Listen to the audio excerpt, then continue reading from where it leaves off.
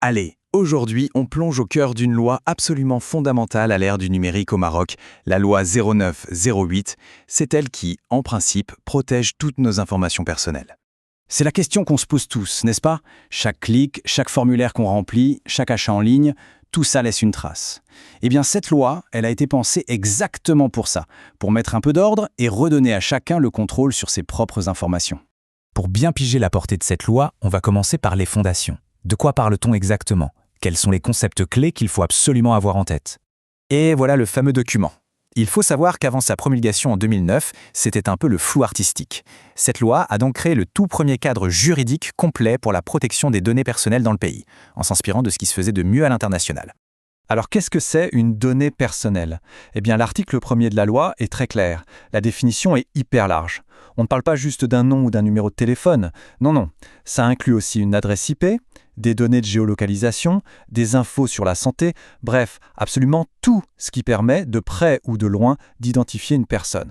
Le deuxième mot essentiel à comprendre, c'est traitement. Et là encore, la définition est très vaste.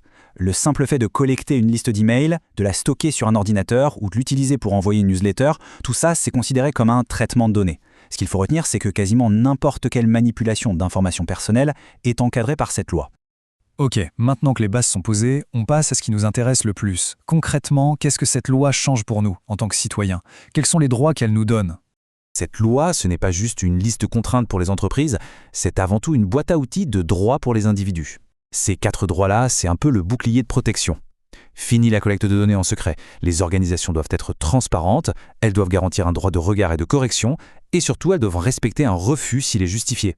Et ce point est absolument crucial. Le droit d'opposition, ça va bien plus loin que le simple fait de se désinscrire d'une newsletter. C'est le pouvoir de dire non à l'utilisation de ces données si on a une bonne raison pour ça. C'est vraiment un principe qui redonne le contrôle. Maintenant, on va regarder l'autre côté du miroir. Si les individus ont des droits, les organisations qui collectent et traitent les données, elles, ont des obligations très claires. En fait, la loi impose un vrai cadre de responsabilité. Une entreprise ne peut pas juste se servir et collecter toutes les données qu'elle veut. Elle doit obtenir une autorisation, prouver qu'elle en a besoin pour une raison légitime et surtout garantir la sécurité de ses infos. L'article 23 est super important là-dessus, il oblige à prendre des mesures appropriées. Autrement dit, protéger les données, ce n'est pas une option, c'est une obligation active et permanente. Des droits et des obligations, c'est bien. Mais qui s'assure que tout le monde respecte bien les règles du jeu sur le terrain? C'est la question essentielle. Parce qu'une loi, aussi bien écrite soit-elle, elle ne sert pas à grand-chose s'il n'y a personne pour la faire appliquer. La réponse, elle tient en 4 lettres, la CNDP, la Commission nationale de contrôle de la protection des données à caractère personnel. C'est elle, le gendarme des données personnelles au Maroc. Et attention, la CNDP, ce n'est pas juste un organe consultatif qui donne son avis dans le vide, elle a de vrais pouvoirs. Comme on le voit dans les articles 27 et 29, elle peut enquêter, faire des audits, autoriser ou refuser les traitements et même ordonner la suppression de données. Elle est vraiment au cœur du réacteur. C'est elle qui guide, qui régule et qui arbitre. On arrive maintenant aux conséquences concrètes. Que se passe-t-il quand une organisation décide de ne pas respecter ses obligations? C'est super important de comprendre que cette loi, ce n'est pas que du papier. Le législateur a prévu des sanctions financières et pénales qui peuvent être vraiment dissuasives. Les sanctions sont progressives. On commence avec le non-respect des formalités. Selon l'article 52, un simple oubli de déclarer un traitement de données, ça peut déjà coûter jusqu'à 100 000 dirhams. C'est, disons, le premier niveau. Mais on monte d'un cran quand les droits fondamentaux des personnes sont bafoués. L'article 53, lui, fait grimper l'amende jusqu'à 200 000 dirhams. Pourquoi? Par exemple, pour un refus de donner accès à quelqu'un à ses propres données. Le message est clair, ignorer les droits d'un individu, ça coûte plus cher.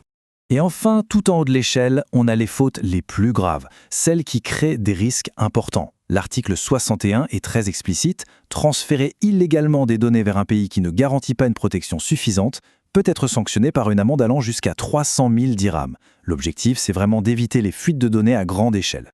En conclusion, on le voit, la loi 0908 a vraiment doté le Maroc d'un cadre juridique solide. Mais la meilleure des lois ne peut rien sans la vigilance de chacun. Le cadre existe, les outils sont là. La vraie question qui reste posée, c'est est-ce qu'on est prêt collectivement et individuellement à utiliser ces outils pour vraiment protéger ce qui est devenu si précieux à l'ère numérique ?